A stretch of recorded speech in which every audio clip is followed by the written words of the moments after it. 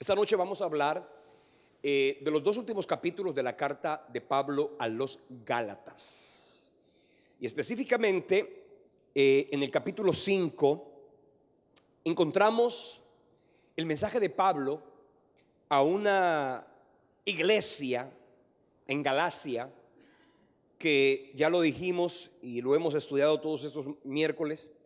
Era una iglesia que había conocido el Evangelio, que habían conocido el mensaje de redención y ahora estaban de alguna manera siendo influenciados y estaban queriendo asumir un judaísmo que nunca antes habían tenido. Les recuerdo, para que usted lo tenga presente, la carta a los hebreos fue dirigida a judíos hebreos, que habían encontrado en Cristo al Mesías y por consecuencia se habían vuelto judeocristianos, o también llamados cristianos mesiánicos, o judíos mesiánicos más bien. Había en la carta a los hebreos un peligro inminente, y era que después de haber abrazado el cristianismo, habiendo abandonado el judaísmo, querían seguir con el judaísmo, pero abrazar nuevamente el judaísmo. Y eso, por supuesto, fue grave, porque no puedes tener judaísmo y cristianismo al mismo tiempo. No puedes tener ley y gracia al mismo tiempo. Eso es contradictorio. Tú no puedes ser regido por la Constitución de 1991 y al mismo tiempo ser regido por la Constitución de 1886. Eso es incongruente. No puede existir amalgama entre las dos. Cuando se constituye una nueva Constitución, la anterior inmediatamente queda abrogada, abolida por completo. La carta a los Gálatas no fue escrita para judíos. La carta a los Gálatas fue escrita para gentiles, es decir, gente no judía, que había encontrado a Cristo como el Mesías y estaba viviendo el cristianismo de una manera maravillosa, de una manera espléndida, pero hubo unos judaizantes que llegaron a Galacia con el ánimo de decirle a los cristianos nuevos que estaban allí que tenían que, para seguir siendo cristianos, tenían que circuncidarse y obligarse a cumplir las ordenanzas de la ley. Pablo le escribió Gálatas capítulo 5 versículo 1, una frase interesante, dice: estad pues firmes en la libertad con la que Cristo nos hizo libres, y no estéis otra vez sujetos al yugo de esclavitud. Mira que el apóstol Pablo habla de libertad y habla de esclavitud, y fíjate cómo habla de la esclavitud de la ley, del judaísmo, y habla de la libertad de la gracia o del evangelio. No puede existir eso en el corazón humano. Hace unos días tuve en la oficina una persona que me enterneció. Un joven llegó a mi oficina a contarme de una manera muy sincera, muy espontánea, cómo ha sido su crecimiento espiritual y cómo ha sido su vida espiritual. Y cuando le oía hablar, él utilizó unas expresiones que a mí personalmente me llenaron de preocupación. Yo las apunté. Cuando alguien viene conmigo a la oficina, el que ha estado conmigo en la oficina se da cuenta que cuando la gente me está hablando, yo escribo lo que la gente me dice para luego poderle guiar o responder con base a lo que me habló.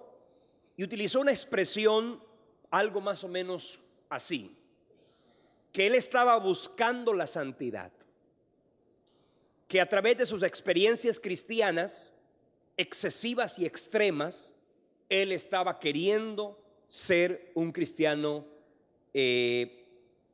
santo. Y siguió contándome y yo le interpelé al final y le dije: mira, fulano de tal, no me cabe la menor duda que tú quieres agradar a Dios. No me cabe la menor duda que tú quieres servir a Dios. No me cabe la menor duda que eres genuino en tu vida espiritual, eres espontáneo en tu vida espiritual. Pero te voy a decir una cosa: tu evangelio no es el evangelio que la Biblia expresa. El evangelio que tú quieres vivir es un evangelio que está amalgamando la legislación de la ley, la legislación mosaica, y la estás queriendo abrazar con el cristianismo y con la gracia. Eso no es congruente. Tú no alcanzas la santidad. Esa expresión, estoy tratando de alcanzar la santidad, es una expresión antibíblica. Tú no puedes alcanzar la santidad. Óyelo bien, tú no puedes alcanzar la santidad. Primero, porque la santidad es inalcanzable desde la perspectiva humana. Nadie podrá decir dice, yo estoy tratando de alcanzar la santidad. Eso es incongruente. Eso es como decir, yo estoy tratando de alcanzar la luna. Bueno, trátala de alcanzar. Y cuando la alcances, entonces te vas a dar cuenta que era muy difícil. Alguno de ustedes ha alcanzado la luz. Usted puede intentar agarrar la luna, pero ¿usted la puede alcanzar? Imposible, desde luego que no. Entonces, tratar de alcanzar la santidad es algo incongruente, no tiene coherencia bíblica. La santidad es un regalo de Dios para nosotros. ¿Cuándo? Cuando recibimos a Cristo en nuestro corazón. Cuando recibimos a Cristo en nuestra vida, puedes tú decir, alcancé la santidad. Entonces la santidad es un estado al que tú llegas, y no por tus méritos, no por tus obras, no por lo que haces, ni por lo que dejas de hacer. Entiéndelo de una vez y para siempre. Tú no alcanzas la santidad. Es imposible desde el punto de vista bíblico. Ahora, lo que tú sí puedes alcanzar es la pureza. Y en ella tú sí puedes crecer.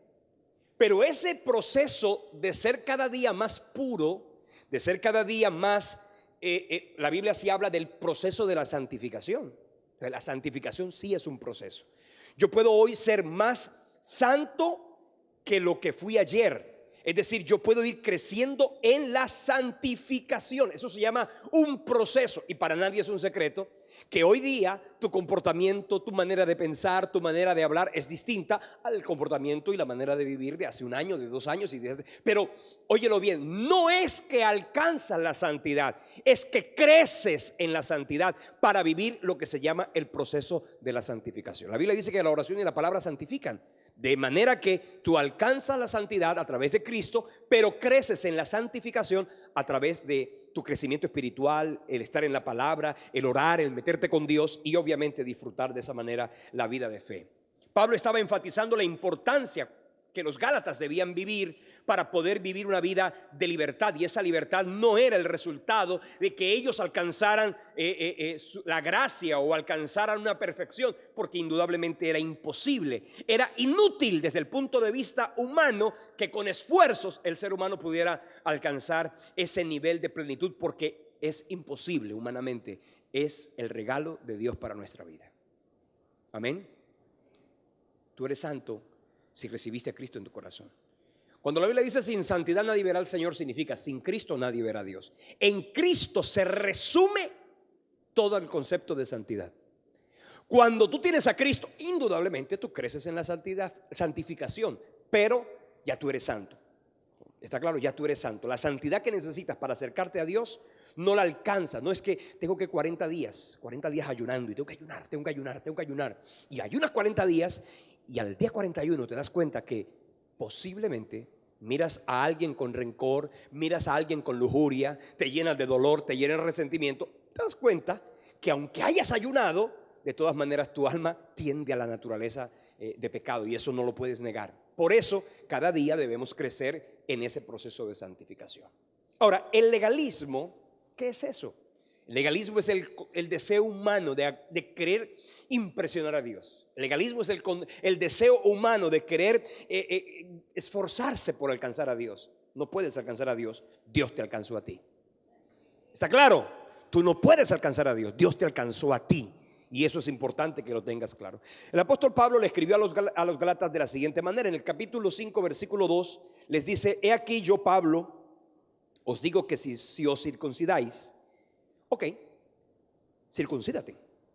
Pero entonces dice: de nada os aprovechará Cristo. No te puedes circuncidar abrazando el judaísmo y también ser cristiano. Un cristiano no se puede circuncidar. ¿Está claro? Ah, no, que es que la Biblia dice que hay que circuncidarse y yo soy cristiano, me voy a circuncidar. Bueno, circuncídate. Dice aquí, si os circuncidáis, de nada os aprovechará Cristo. Ahora, médicamente hablando, a usted lo pueden circuncidar. Médicamente hablando. Y eso puede ocurrir. No estoy diciendo que ahora si a uno de sus hijos el médico le dice que tiene frenillo o que tiene el glande cubierto y hay que realizarle un proceso quirúrgico, usted dice, no, porque es que nosotros los evangélicos y cristianos no nos podemos circuncidar. No estamos diciendo eso. Desde el punto de vista médico es una cosa y desde el punto de vista espiritual es otra. No es lo mismo, téngalo por favor claro, porque si usted vive en esa literalidad y en esa alegoría del evangelio, usted va a tener graves errores de interpretación y no va a poder disfrutar una vida de libertad. Cuando dice Pablo, si os circuncidáis, de nada os aprovechará Cristo, está diciendo, una persona que ha entregado a Cristo su vida no tiene por qué regirse por las ordenanzas de la ley. Y la mayor ordenanza de la ley era justamente esa, la circuncisión. ¿Está claro? Y otra vez testifico a todo hombre que se circuncida, que si te circuncidas para agradar a Dios, ok, hazlo. Pero dice aquí, entonces estás obligado a cumplir toda la ley. Y trata para ver si lo puedes hacer. Y procura ver si lo alcanzas. Y te vas a dar cuenta que de las 624 ordenanzas tendrás muchas dificultades para cumplir. Cuando cumplas una, se te olvidará la otra y eso va a ser un grave desastre en tu vida espiritual. Vivirás amargado, esclavo de cumplir ordenanzas en vez de disfrutar la vida de libertad. Yo le decía al amigo que estuvo conmigo en la oficina, ¿sabes qué? En vez de querer agradar e impresionar a Dios, lo único que tú necesitas, ¿sabes qué es? Disfruta la vida espiritual. Disfruta tu evangelio, el evangelio que Dios te regaló, disfrútalo, porque Dios quiere que disfrutemos nuestra comunión con Él. Dice Pablo de una manera muy contundente, dice, de Cristo os desligasteis cuando por la ley o cuando por la ley os justificáis. Y dice aquí una frase interesante, dice, de la gracia habéis caído. Dice que se puede caer de la gracia. ¿Cómo se cae de la gracia? Un principio elemental del derecho. Las cosas se deshacen de la misma manera como se hacen. Si usted entregó a Cristo su vida y se hizo cristiano y disfrutó de la libertad en Cristo, pero usted decide entonces abrazar la ley, inmediatamente usted se está desligando de Cristo. Entonces cayó de la gracia y entonces no podrá disfrutar la libertad. Dice, pues nosotros por el Espíritu aguardamos por la fe la esperanza de la justicia, porque en Cristo Jesús ni la circuncisión vale ni la incircuncisión, sino la fe que obra por el amor. Versículo 7 dice, vosotros corríais bien.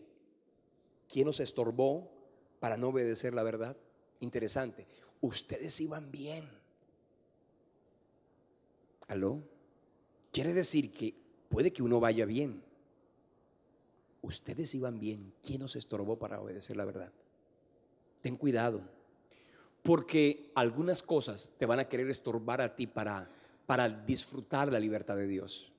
Cosas internas y cosas externas. Tienes que tener mucho cuidado con eso, porque podemos estar corriendo bien la vida de fe, pero también podemos estorbarnos en el caminar espiritual. Esta persuasión no procede de aquel que os llama. Un poco de levadura leuda toda la masa. Yo confío respecto de vosotros en el Señor, que no pensaréis de otro modo, mas el que os perturba llevará la sentencia, quien quiera que sea. Y yo, hermanos, si aún predico la circuncisión, ¿por qué padezco persecución todavía? En tal caso se ha quitado el tropiezo de la cruz. Ojalá se mutilasen los que os perturban. Y está diciendo, no estoy hablando de que se circunciden, ojalá se mutilen. El que quiere andarse circuncidando para agradar a Dios, ojalá no se circuncide, sino que se todita, no el frenillo, no el prepucio, toda. Eso es lo que dijo Pablo, mutilarse. Entonces, entienda por favor esto. Si usted trata de agregarle otra cosa como base de su salvación, además de Cristo, entonces Cristo de nada te aprovecha. Al agregarle otro requisito a tu obra, a la obra redentora de Cristo, estás diciendo que la obra redentora de Cristo no fue suficiente para salvarte. Cuando tú recibes a Cristo, tienes que reconocer que Él es el Señor de tu vida, pero también Él es el suficiente Salvador. Esa expresión es importante. A veces la repetimos: Señor, te recibo como el Señor de mi vida y como mi suficiente Salvador. ¿Usted sabe que Cristo es suficiente? ¿Cuántos saben que Cristo es suficiente? Y si Cristo es suficiente, no necesitas nada más. Es importante que lo tengas claro. La gracia exige o todo o nada respecto de la salvación. No puedes en la gracia recibir esto pero rechazar aquello. La gracia implica indudablemente disfrutar de la plenitud del evangelio. Los gálatas habían tenido progresos en su vida espiritual, pero algo les estorbaba. Pablo les dice que ese estorbo era como la levadura que corrompía toda la iglesia. El apóstol confiaba que ellos no siguieran esas doctrinas. Los judaizantes habían atacado a Pablo por ser inconsistente, pero Pablo se defiende acusándolos de ser perseguidores suyos, y Pablo les asegura que van a ser cortados, puesto que ellos, en su afán de observar las enseñanzas de la ley, lo que estaban haciendo era retornarse al paganismo y desde luego abandonar todo tipo de fe. Y ahí Pablo introduce una verdad maravillosa, y es la libertad de Dios. En el versículo 5, capítulo 5, versículo del 13 al 15 dice: porque vosotros, hermanos, a libertad fuisteis llamados, solamente que no uséis la libertad como ocasión para la carne, sino servíos por amor los unos a los otros. Porque toda la ley está en una sola palabra: ama a tu prójimo como a ti mismo. Pero si os mordéis y os coméis unos a otros, mirad que también no os consumáis los unos a los otros. Fíjese que habla de la libertad. La libertad, ¿qué significa? La libertad de el alma humana solo se puede recibir a través de Cristo. No puede haber otro libertador. El único libertador es Cristo, y usted tiene que tenerlo claro. El único que trae paz al corazón es Cristo. Pero es importante que tú y yo no nos desviemos del objetivo. Nuestro objetivo es literalmente poner nuestra mirada en Jesucristo. Cuando tú pones tu mirada en Cristo, entiendes que por Él y por Él, solo por Él, el alma humana recibirá libertad. Si no hay Cristo en el alma, no habrá libertad. Y si no hay libertad, no hay paz. Porque cuando una persona recibe paz, indudablemente su vida es libre. ¿Cuántos han sido libres por Cristo? Dale un fuerte aplauso al Señor. Ahora Pablo sí dice: la libertad no es libertinaje. Y eso lo hablamos bastante cuando estudiamos la carta a los romanos. Cuidado, libertad no significa que no hay límites, que no hay parámetros. No, la gracia tiene límites. La gracia tiene fronteras. La gracia tiene barandas. Los puentes tienen barandas. El puente te lleva de aquí a allá, pero la gracia también tiene barandas. No creas que la gracia, ay sí, yo. No, tú tienes que caminar en el camino de la gracia. Porque si te desvías del puente que es Cristo, tú puedes caer. ¿A dónde? Al precipicio. O sea que en la gracia sí hay parámetros. Parámetros que ¿quién te los da? El Espíritu Santo.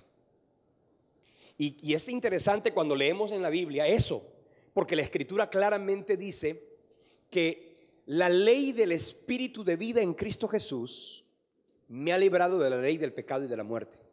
La ley del Espíritu de vida en Cristo Jesús. Es decir, no es tanto las ordenanzas minuciosas y particulares que hay que obedecer, sino al Espíritu Santo al que hay que oír. Porque cuando tú oyes al Espíritu Santo, Él te protege de no caerte de ese puente que se llama Cristo.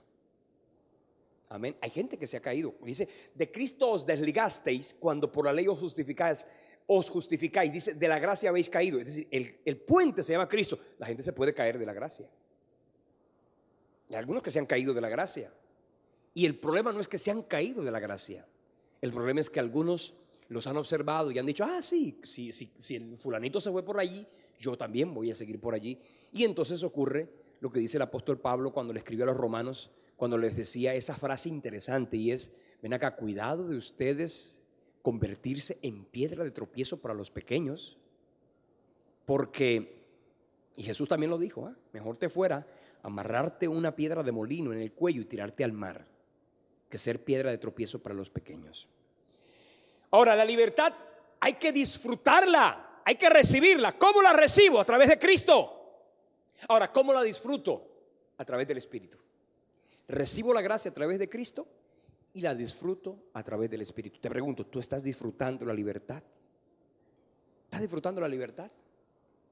Al caminar bajo el Espíritu se cumple toda la ley, porque el Espíritu te guarda, te guía y te dirige. El poder del Espíritu Santo en el creyente le permite a él obedecer la gracia de Dios y anular la naturaleza pecaminosa. Véase conmigo Gálatas capítulo 5, versículo 16 al 24. Dice: digo, pues andad en el Espíritu y no satisfagáis los deseos de la carne. Porque el deseo de la carne es contra el Espíritu y el del Espíritu es contra la carne, y estos se oponen entre sí para que no hagáis lo que quisierais. Pero si sois guiados por el Espíritu, no estáis bajo la ley. Y manifiestas son las obras de la carne, que son adulterio, fornicación, inmundicia, laxivia, idolatría, hechicerías, enemistades, pleitos, celos, iras, contiendas, enemistades, disensiones, herejías, envidias, homicidios, borracheras, orgías y cosas semejantes a estas. Fíjate tú que hace un listado bien teso y sigue, y cosas semejantes a estas. Por si acaso pasa el tiempo y llega el año 2016 y Cristo no ha venido, aquí está escrito cosas semejantes a estas. Es como cuando usted recibe el manual de funciones que le dan allá a usted en la empresa. 16 funciones. Y la número dice, ay, son 16. Chévere, esto es fácil. La número 17, ¿qué dice? La función número 17 dice, y todas las demás que su jefe inmediato le dé la gana de ponerle. Básicamente es eso. Está diciendo, mire, si ustedes creen que solamente llega hasta aquí, no. Y cosas semejantes a estas, las que se van a presentar en el año 2016 y todo lo demás. El Espíritu Santo en la vida del creyente está para darle siempre la victoria cuando el creyente le dice no al pecado. La carne se opone al Espíritu, desde luego, y el Espíritu está allí para oponerse a la carne. El creyente entonces es al que le corresponde inclinar la balanza, si acepta el señorío de Cristo y obedece al Espíritu, o si acepta el señorío de su carne y obedece su naturaleza pecaminosa. El fruto del Espíritu es considerado como un racimo donde hay varias. El fruto es un racimo, y en ese racimo están varias virtudes, y podemos decir que ahí lo dice la palabra de Dios. El fruto del Espíritu es amor, gozo, paz, paciencia, benignidad, bondad, fe, mansedumbre y templanza. El fruto del Espíritu es, y fíjese, habla de ¿cuántas virtudes? ¿Cuántas? 9 virtudes. Y habla, por ejemplo, del gozo. Pero el gozo no es solo gozo. Si usted quiere concebir el fruto y lo quiere resumir en uno solo, ese fruto se llama ¿cómo? ¿Cómo? Amor. Amor, ¿por qué? Porque el gozo es amor transportado a la alegría. La paz, ¿qué es? O es el amor sin ansiedad. Esa es la paz. Y acuérdese, la paz ¿de quién viene? Del Espíritu Santo. Para que no te desubiques, la paz viene de Dios. Mi paz os dejo, mi paz os doy, no como el mundo la da. No se turbe vuestro corazón ni tenga miedo. Hoy se habla mucho de paz, pero con miedo. Y cuando Jesús habló de paz, dijo, no se turbe vuestro corazón ni tenga miedo. Entonces, no es la paz que viene con el miedo, es la paz que viene con el señorío de Cristo en nuestro corazón. Amén. Paciencia es el amor perfeccionado por el sufrimiento. ¿Alguno de ustedes ha sufrido alguna vez? Dios está ahí perfeccionando el amor en ti para hacerlo paciencia. La benignidad es el amor refinado. La bondad es el amor en acción. La fe es amor que se exterioriza en el testimonio. La mansedumbre es amor sumiso. Y la templanza es el verdadero amor por sí mismo. Así que todo es amor. Y fíjese que eso es importante que usted lo tenga claro. Bien, ahora vamos a estudiar desde el versículo 26, 25 en adelante. Y bueno, para que el pastor Carlos Vival nos ministre, vamos a recibirlo con un cálido y afectuoso aplauso.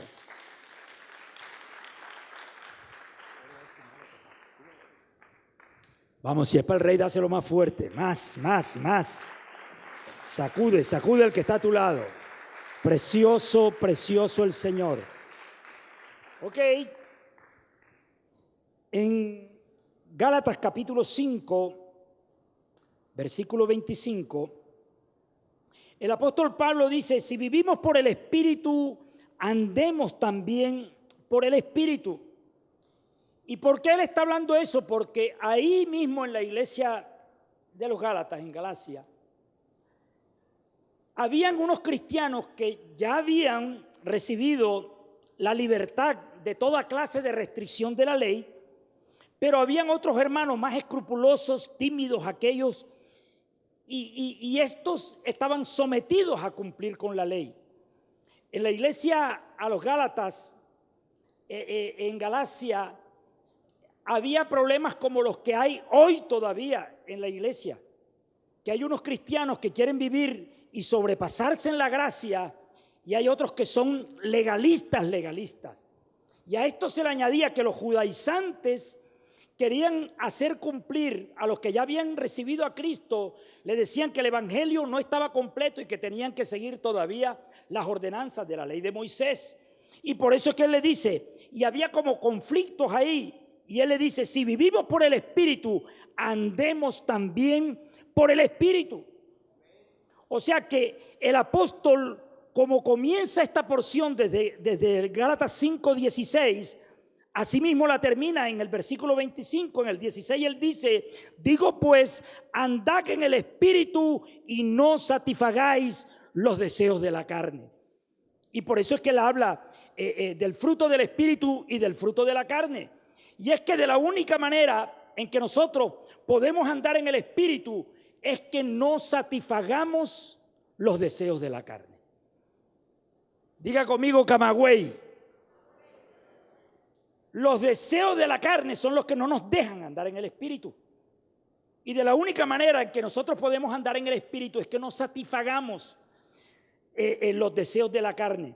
Esta palabra carne es todo patrón de conducta que nos lleva a vivir independiente de Dios y centrados en nosotros mismos. Eso es lo que es la carne. Lo que nos lleva a vivir como vivíamos antes de conocer a Cristo. Entonces, los deseos de la carne estorban que tú y yo podamos andar en el Espíritu. Y eso era lo que el apóstol Pablo le estaba diciendo a los Gálatas: anden en el Espíritu para que puedan vivir en la libertad de Cristo. Y él, por eso, el mismo apóstol escribió en Filipenses capítulo 2, versículo del 2 al 3, dice: completad mi gozo sintiendo lo mismo, teniendo el mismo amor, unánimes, sintiendo una misma cosa. Nada hagáis por rivalidad o por vanidad, antes bien, con humildad, estimando cada uno a los demás. Esa es la fórmula: estimando cada uno a los demás como superiores a él mismo. O sea, el apóstol estaba tratando de buscar la unidad, ¿verdad?, entre esa división que se estaba formando ahí en la iglesia, y para eso tenían que andar en el Espíritu. Y es que andar en el Espíritu es un estilo de vida. No es que yo voy a andar en el Espíritu solo cuando vengo a la iglesia o cuando voy a un grupo. Andar en el Espíritu tiene que ser una disciplina en donde ya yo someto mi viejo hombre al gobierno del Espíritu Santo en mí. Por eso es que dice: andad en el Espíritu. Dejar que el Espíritu Santo gobierne mis sentimientos, mis pensamientos, cada decisión que yo voy a tomar. Y esto va siendo como una disciplina en que uno va sometiendo la carne al gobierno del Espíritu Santo en nuestra vida. Es de la única forma que podamos andar en el Espíritu. Y él les dice en el versículo 26: no busquemos la vanagloria, irritándonos unos a otros, envidiándonos unos a otros. Y este versículo 26 se puede considerar como el comienzo de la porción desde el versículo 1 al versículo 5, ya en el capítulo 6, que es con que el apóstol cierra esta carta. El apóstol exhorta a los Gálatas a no dejarse llevar por la vanagloria. Ahora, esto de la vanagloria en la iglesia, cuando hay personas que se sienten más santas que otras, eso es lo que estaba pasando ahí en esa iglesia. En Isaías lo habla claro. La palabra dice, y que dicen, quédate en tu lugar y no te acerques a mí, porque soy más santo que tú. Esos son humo en mi furor y un fuego que arde todo el día. Isaías capítulo 65, versículo 5. Ya está hablando de esto, de personas que se creen más santos que los otros. Y ahí es donde viene la rivalidad. Y Pablo les está diciendo, para que no sigan en esa rivalidad, ustedes tienen que andar en el Espíritu y soltar toda vanagloria.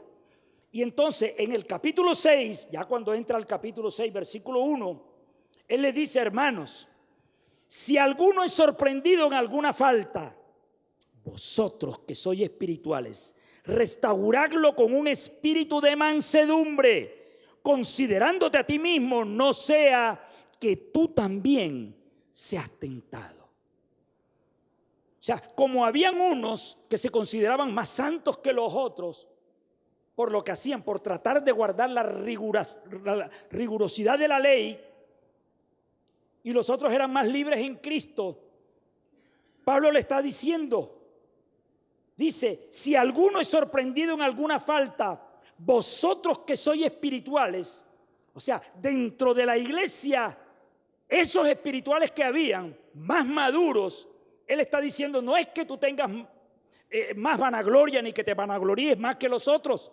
Tú que eres más espiritual, restáuralo. Restaura al otro que no tiene esa madurez espiritual que tú ya conseguiste. Pablo está diciendo que no todos los Gálatas se habían apartado del camino.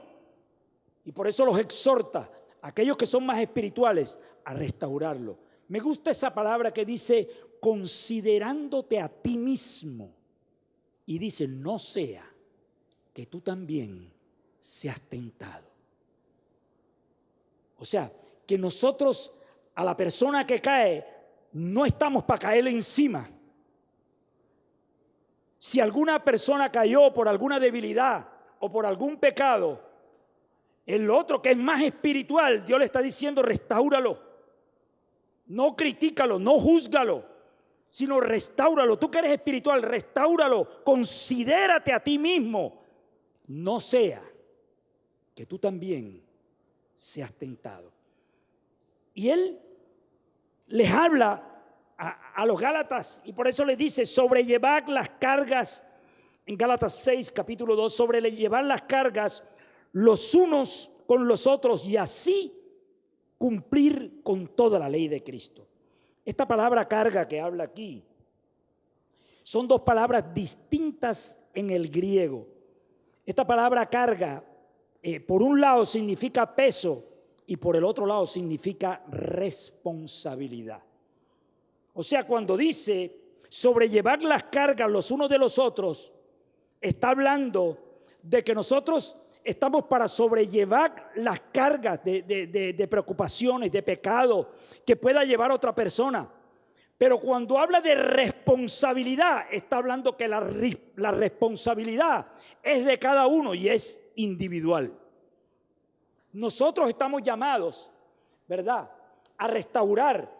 Estamos llamados a tratar de ayudar a aquella persona que de pronto está viviendo en un momento difícil o que de pronto se ha desviado del camino.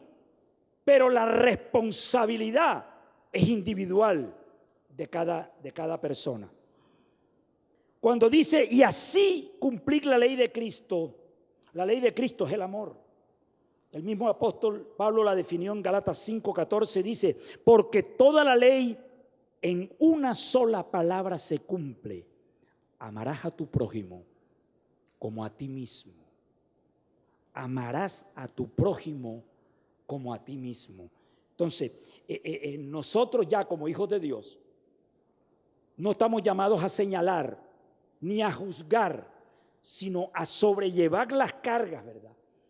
Y nosotros y todo el que sea espiritual tiene que restaurar a la persona que ha caído. De eso es lo que está hablando el apóstol acá. Y él les dice, en el versículo 3 del capítulo 6, dice: el que se cree ser algo no siendo nada, a sí mismo se engaña. El que se cree ser algo no siendo nada, a sí mismo se engaña.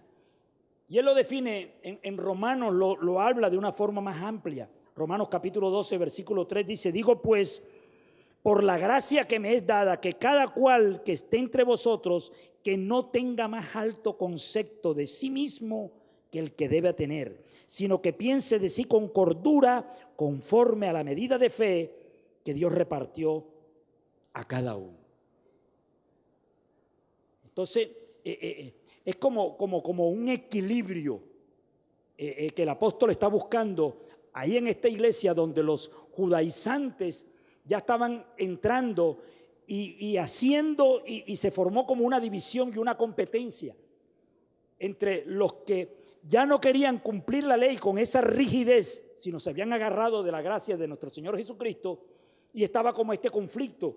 Y el apóstol Pablo está sentando a través de esta carta su posición. Por eso que en el versículo 4 él dice: así que cada uno someta a prueba su propia obra, entonces tendrá solo en sí mismo, no en otro, motivo de que gloriarse. Someta a cada uno a sí su propia obra. Cada uno de nosotros tenemos que examinarnos. ¿Cómo estamos nosotros delante de Dios? Antes de mirar la paja en el ojo ajeno, dice la palabra que nos tenemos que examinar a nosotros mismos y someta su propia obra a prueba, y así podrá tener motivos de que gloriarse. Y cuando hablamos de su propia obra, nosotros tenemos que tener en cuenta que Dios hoy nos creó en Cristo para buenas obras. ¿Cuántos lo creen? Dios no nos creó en Cristo solo para que seamos cristianos o para que vengamos a la iglesia. Dice en Efesios 2:10: pues somos hechuras suyas, creados en Cristo Jesús para buenas obras, las cuales Dios preparó de antemano para que nosotros anduviésemos en ella. Entonces, cada uno de nosotros tenemos que examinar la propia obra que estamos haciendo cada uno de nosotros. En el versículo 5 él dice: porque cada uno cargará con su propia, diga conmigo, con su propia responsabilidad.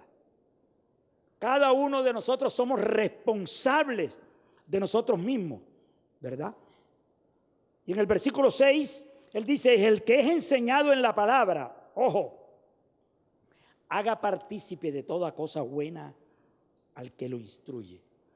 Fíjate que el apóstol da un viro aquí de lo que está hablando, y en la misma iglesia a los Gálatas como que estaba pasando algo en esta situación, y el apóstol lo aclara. Él dice: el que es enseñado en la palabra haga partícipe de toda cosa buena al que lo instruye. O sea que Pablo considera que los creyentes tienen que apoyar los ministerios y las personas que lo están instruyendo. ¿Para qué? Para que el reino de Dios no se detenga. Y es por eso que él habla ahí mismo de la ley de la siembra y la cosecha. Y dice: no os engañéis, Dios no puede ser burlado, porque todo lo que el hombre siembre, eso también recogerá. Y él está hablando de que también tenían que apoyar a los maestros, a las personas que los estaban enseñando. Este principio de la ley de la siembra y la cosecha es un principio agrícola, pero que se aplica en un sentido metafórico en el campo moral y en el campo espiritual. Todo lo que el hombre siembra, eso va a recoger. Eso está escrito, es lo que nosotros tenemos que tener claro. Por eso es que en Proverbios capítulo 1, versículo 31 al 33 dice: comerán del fruto de su camino y se hastiarán por sus propios consejos, porque el desvío de los ignorantes los matará y la prosperidad de los necios los echará a perder.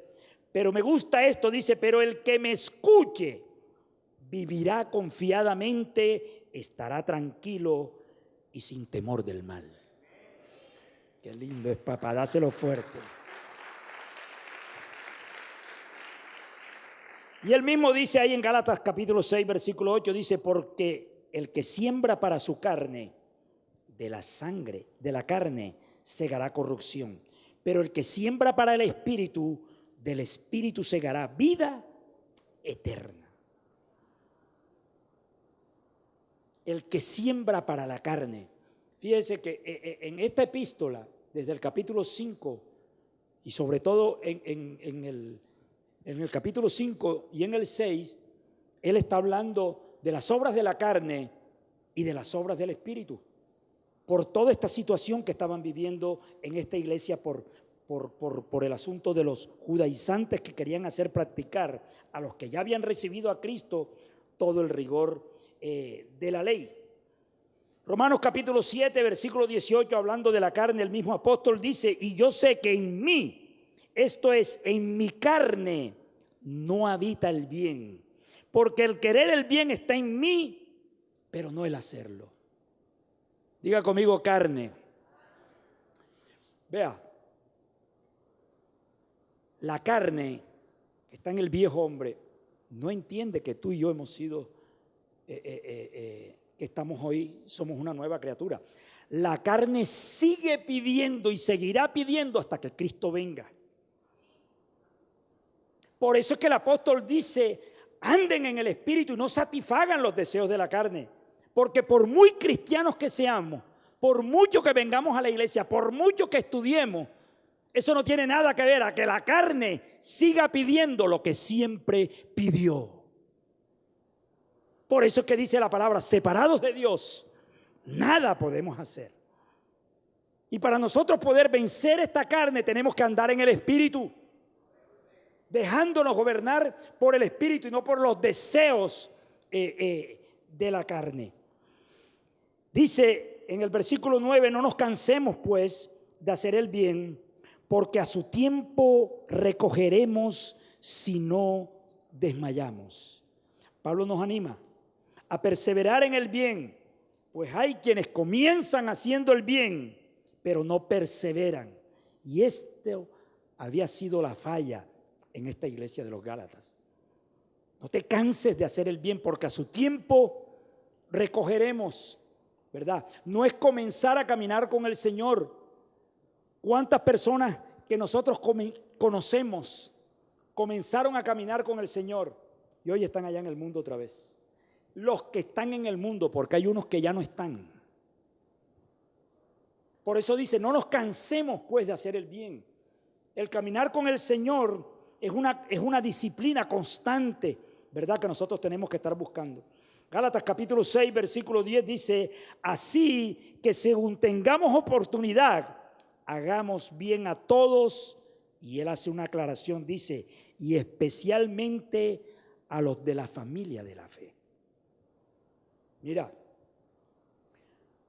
tú y yo no debemos de dejar escapar ninguna oportunidad que se nos presente de hacer el bien. Cada oportunidad que a ti se te presenta de hacer el bien, no se te va a volver a presentar. Esa misma oportunidad no se te va a volver a presentar. Y Dios nos va a pedir cuenta. Mira, hay algo que a mí me dejó impresionado leyendo un libro de un siervo de Dios. Él daba este testimonio. Él decía que una vez estaba en un restaurante, habían estado predicando una campaña, estoy hablando de un evangelista, y él estaba con varios pastores y llegaron a un restaurante a comer después de la campaña.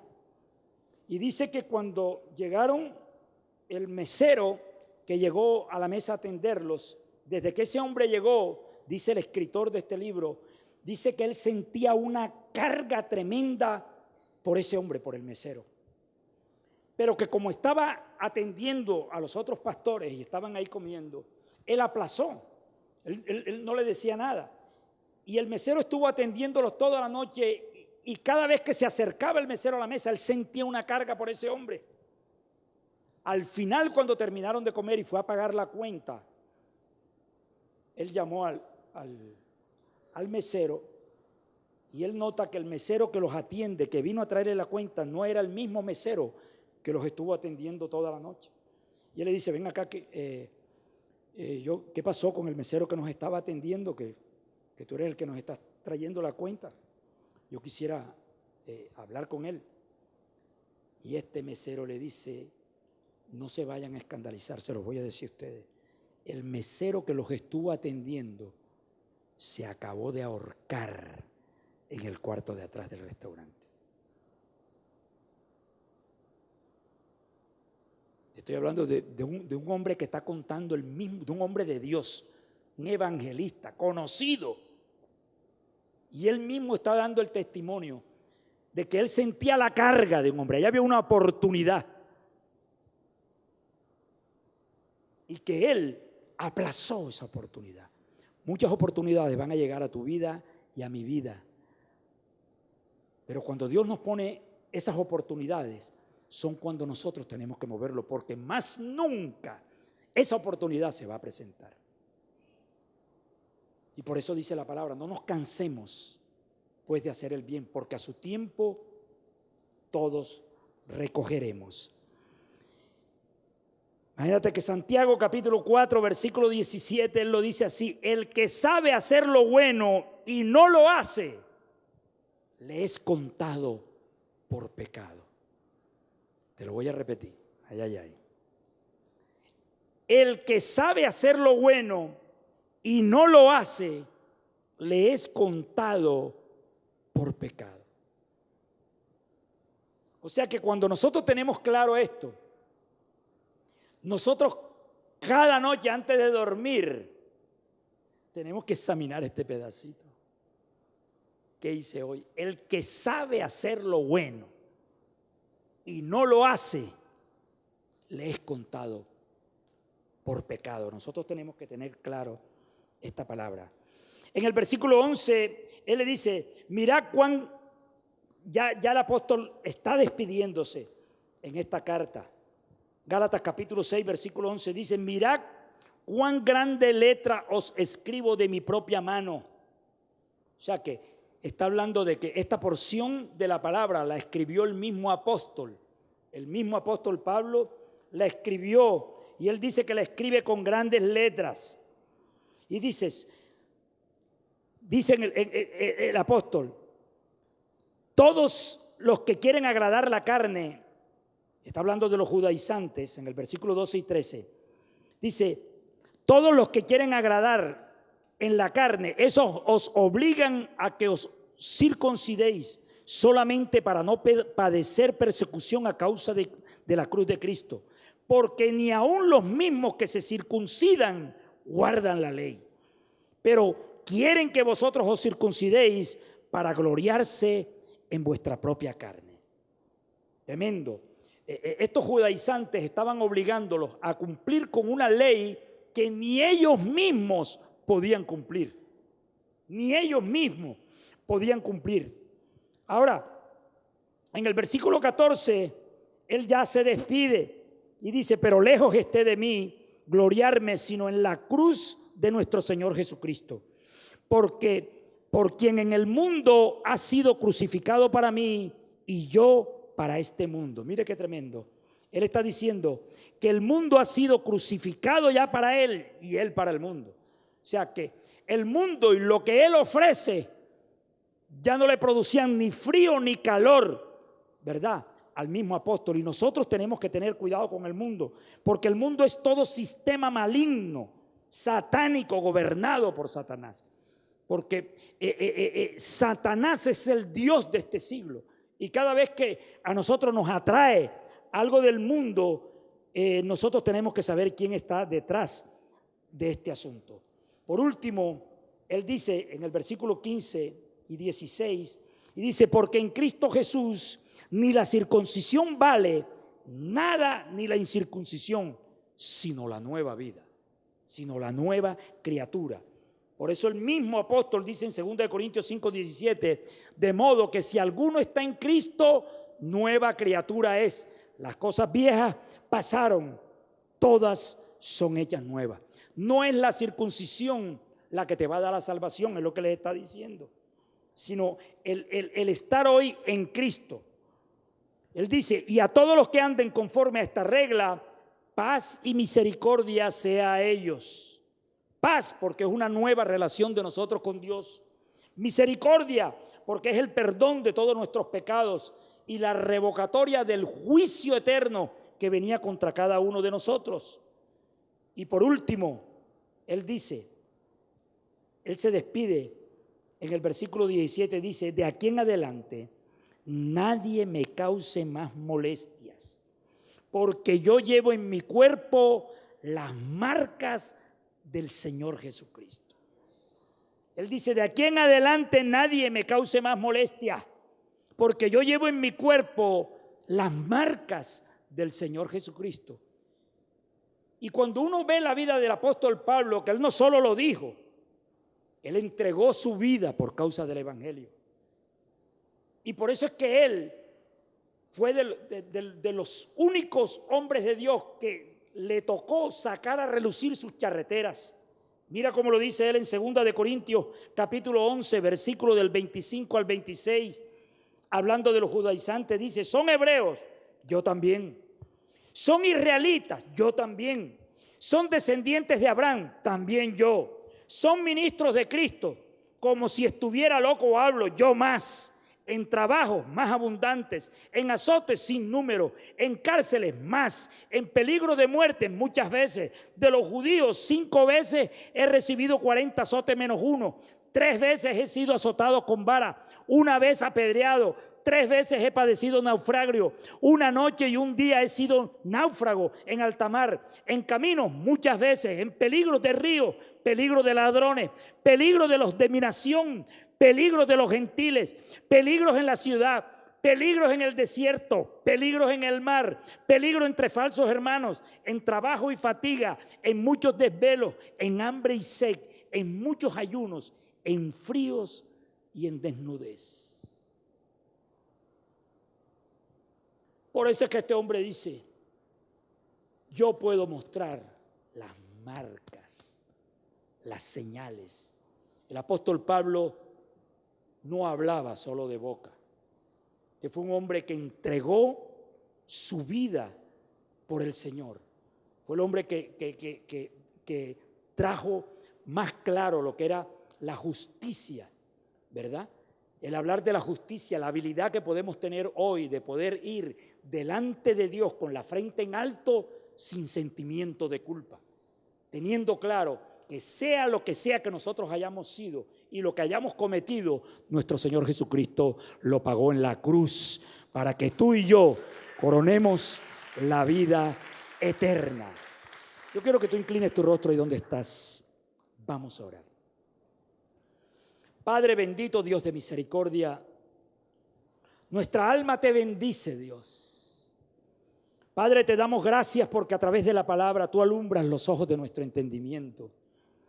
A través de la palabra nosotros podemos entender la libertad que hoy tenemos en Cristo.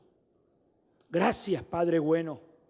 Gracias, bendito Dios del cielo, porque tú pagaste por toda la deuda de pecado que nosotros teníamos, Señor. Por nosotros mismos, ni por la ley, nunca hubiéramos podido ser salvos, Dios. Tú la cumpliste toda. Tú pagaste, Señor, por todo el precio de pecado que teníamos cada uno de nosotros. Padre, ayúdanos, bendito Dios del cielo, ayúdanos. Ayúdanos, bendito Dios amado, a entender que separados de ti, Señor, nada podemos hacer. Ayúdanos a guardarnos, a andar en el Espíritu, bendito Dios del cielo, y no satisfacer los deseos de la carne.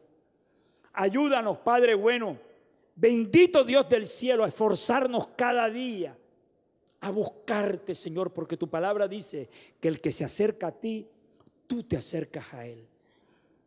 Padre, gracias, bendito Dios de misericordia, por todos estos miércoles que pudimos estar aquí, Señor, recibiendo esta sana doctrina, recibiendo esta palabra que liberta, recibiendo esta palabra, Padre amado, que nos nutre. Gracias, bendito Dios del cielo, porque hasta aquí tú nos has ayudado.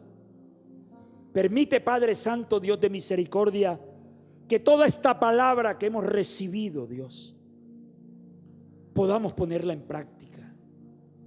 Que toda esta información, bendito Dios del cielo, que tú bajaste cada miércoles, bendito Dios amado, Señor, pueda ser de provecho, no solo para nuestras vidas, sino para muchas vidas que se están perdiendo. Ayúdanos, Dios. Ayúdanos. Ayúdanos, Padre bueno, en nuestro día a día. Ayúdanos, Señor.